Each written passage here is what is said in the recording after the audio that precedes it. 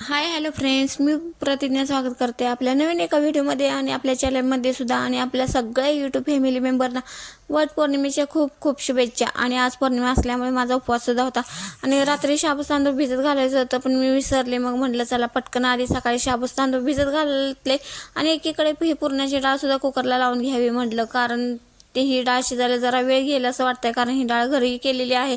नेहमी तर मी विकतचीच डाळ वापरते आणि फर्स्ट टाइम मी ही घरची डाळ वापरत आहे. एकीकडे कुकर लावून घेतला आणि तसं अन्वेषाचं स्कूल होतं आणि ह्यांचं सुद्धा कोर्ट असल्यामुळे मग म्हटलं दोघांचं टिफिन करून घ्यावं, म्हणून मी टिफिनसाठी घेतं गवारीची शेंग निवडून घेतली आणि गवारीची भाजी पटकन करायला घेतली आणि एकीकडे चपात्या सुद्धा करून घेतल्या.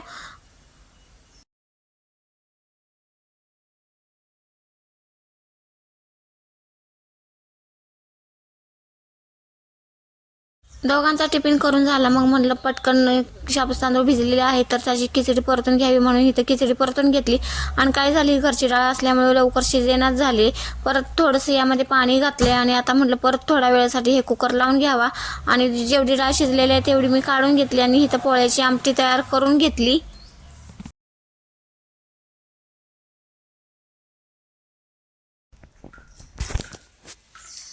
आता दोघांचा डबा सुद्धा भरून दिला आणि बाकीचं माझं सगळं स्वयंपाक झालेला आहे. भात, भजी, कुरवडी, पोळ्याची आमटी, पोळ्या फक्त मी नैवेद्य पुरतेच आता केलेले आहे. बाकीचे पोळे केलेले नाहीत, मी त्यानंतर करणार आहे आल्यानंतर.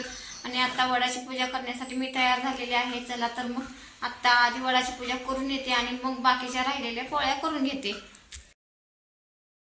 तिथे कुठे वडाचं झाड नसल्यामुळे मी मैत्रिणीच्या तिथे गेले होते, कारण त्यांच्या तिथे जवळच वडाचं झाड होतं.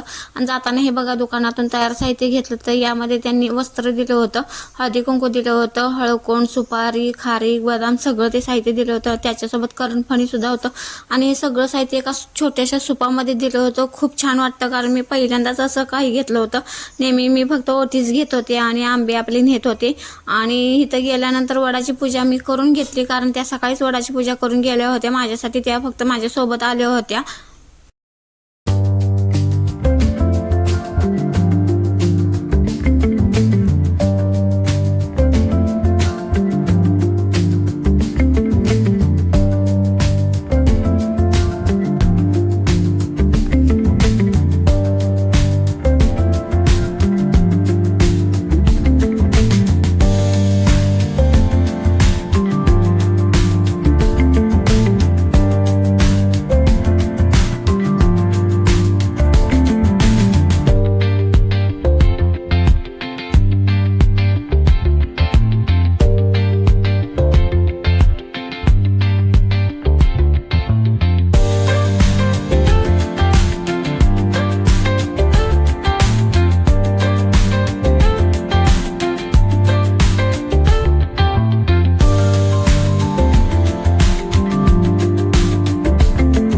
मी इथे वडाला 7 फेऱ्या मारत होते आणि तेवढ्यात बाकीच्या बायकांचं बघा इथं ओटी भरणं चालू झालं होतं.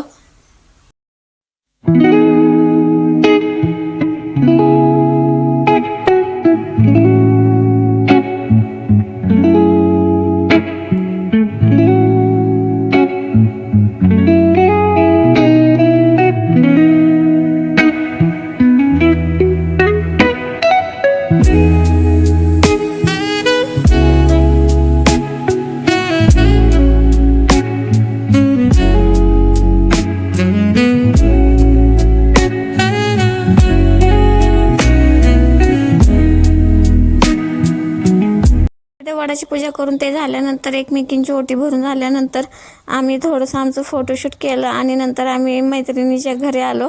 तिथं मग थोडा गप्पा मारल्या, चहा घेतला आणि थोडा वेळ तिथंच थांबले होते, कारण तसंही काही घरी आता काम नव्हतं.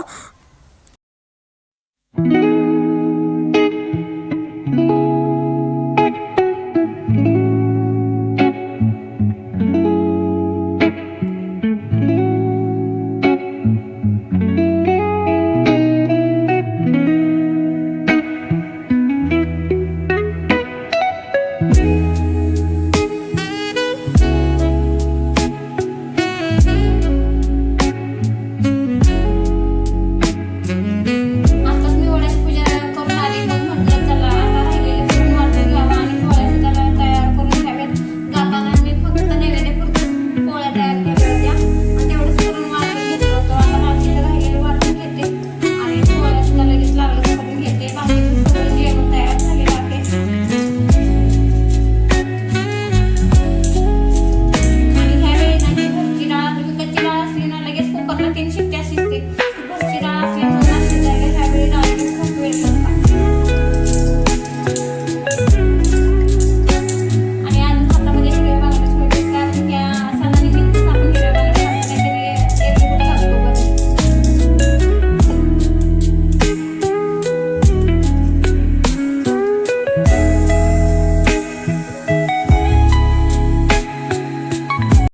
इथे बघा सगळं पुरण आपलं वाटून तयार झालेलं आहे आणि लगेच मी इथे पोळ्या करून घेते।